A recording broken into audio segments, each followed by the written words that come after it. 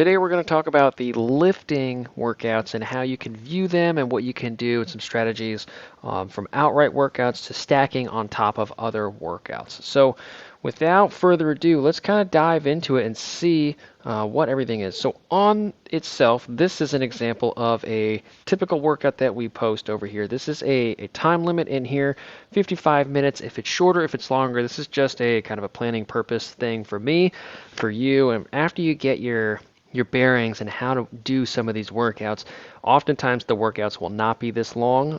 If we are in certain phases, they might be a little bit longer, but I would typically set aside about an hour initially and then kind of go off of there. It's not uncommon for athletes to finish a lot faster than this, but I like to put that up there anyway so you can plan accordingly. Now, there is no description of specific workouts. There's no pre-activity comments for you to view. Instead, there is a bit of a file here. So what we're going to do is download this file, and we are going to dive into it over here. So you'll see here we have our logo on the top, then we have what the phase is right here. This is an anatomical adaptation lift, and what the focus is will be listed over here. You can also see that this is typically 60 to 75 minute session with 3 to 5 hours a week, 2 to 4 sets per group, and we'll talk about that in a minute.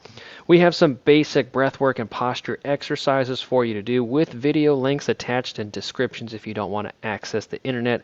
We also have dynamic warm-up is the next thing. Dynamic warm-up takes about 5 minutes, 5-10 minutes. Just because the exercises are up there in this order, don't feel like you have to rush through them. Okay. If you do need a little bit more time to warm up, it's okay to repeat these workouts or these exercises rather a little bit more. It's okay. It's totally fine. And if you need a little bit more time to get moving, this would be a great place to do that.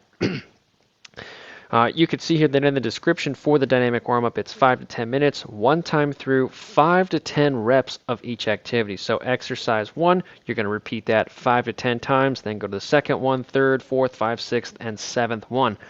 After that, you are down to the main set. And again, the main set here gives a bit of a description of what we're after, and then it will allow you to go into the main set here. So this main set, because this is a anatomical adaptation, we're going to repeat each set. So in this case, A exercises, we're going to repeat that 2 to 4 times based off of your experience and also on the amount of time available to you. And this is going to be the first place where we can really modify things, okay?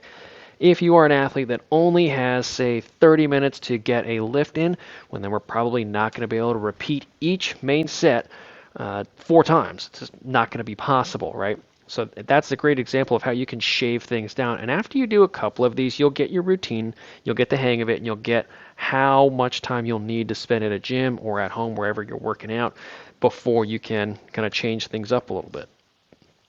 Next one is the reps. During our main reps for this one, we're asking that you do 8 to 15 per exercise at 40 to 70% of your 1 rep max. And that might be a bit of a typo there. I like to do 3 rep max, a little bit more than 1 rep.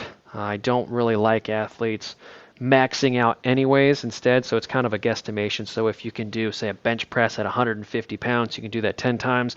There's all kinds of calculators out there that will help determine your 3 or 1 rep max, and you can kind of extrapolate based off of that.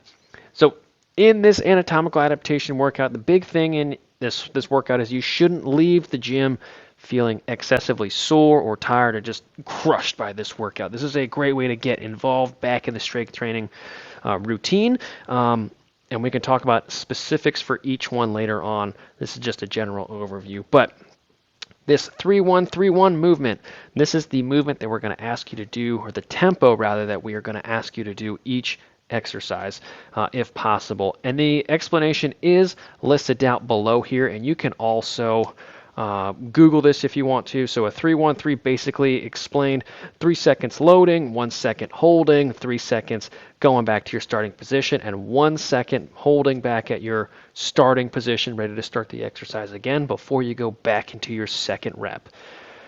Um, there is also a rest in between sets on this one, which is a minute and a half to 2 minutes rest between sets A, B, C, and D. And again, this is going to be another place where you probably are going to have to modify if you are short on time. Just be aware that if you're always modifying this, you are going to change the focus of the workout into something else. So now this first one, we have our A exercises, and this line should extend all the way out. That's a bit of a typo. But A exercises, remember, you're going to go, for this one, kettlebell swing, and then a hip lift with a reach. You're going to do that. How many times? Let's scroll back up here and check, because I forgot. 8 to 15 reps. Oh, okay. 8 to 15 reps for my kettlebell swing.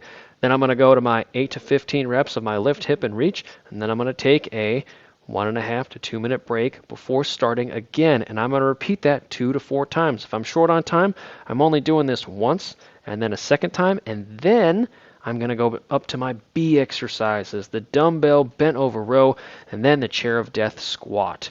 After I do these 3-4 times, then I'm going to take a 1.5 2 minute break, roll to exercise C. Same thing for exercise D, which changes a little bit. This is going to be our core stability, rotary stability here. And again, we have 3 exercises. You're going to do 1, and then exercise 2, and then exercise 3, and then you're going to take a break. And then you're going to go back up. 1, 2, 3, break, 1, 2, 3, break, 1, 2, 3, break, and that is it for the workout. If you wanted to add something over here, like a cool down, a stretch period, you can absolutely do that. That just isn't listed up here. Great strategy to do is to focus on the areas where you are excessively tight, or taking this time to be kind of a recovery area. You know, take some of your mobility tools and things like that, kind of dig into some of the areas that we worked today, and just loosen up a little bit before leaving the gym. And that is the exercise template explained in a nutshell. And we'll go through it one more time in case you're unable to follow later on or earlier on. So before, or at the top, we have our lift title, what it is, and a general breakdown. Then we have our breath work. You're going to do these things: 2 to 4 second hold, 4 to 6 second full exhale. Blah. And then you're going to go to your dynamic warm-up, where you're going to spend a little bit more time if you need to loosen up. Main set listed here, specifics of what we want you to do throughout the day. Your A exercises, then your B exercises, C and D. And I forgot to mention that some of these do have hyperlinks in here. I'm trying to get better about that. Last big thing that we want to talk about is kind of stacking these workouts onto, say you're doing a long run or a long bike and you have to get a lift in because you messed around with the schedule for the week, and it is what it is. That's okay. We can absolutely do that. Probably don't need that breath work because we're over there. We probably need a basic dynamic warm up instead of the 7 exercise dyno that we have up here. Maybe you shave it down to 2 or 3 exercises, and then you just get immediately into the main set. Okay, main set, maybe we only have time for A, C, and D. Probably don't want to do D because we've totally done a super long workout already, so our rotary stability probably isn't going to be very, very good. So maybe we throw in a kettlebell swing, hip deadlift, and one of our rotary stability exercises down through there, and then we go to B, and if we have time, we'll do C, and then it will be done. Okay, and that is a great way to stack some of these workouts here, so you still have the ability to get them in within your time constraints. If you have any other questions on how to view these lift workouts, please let me know, and I'll be happy to walk you through it a little bit more.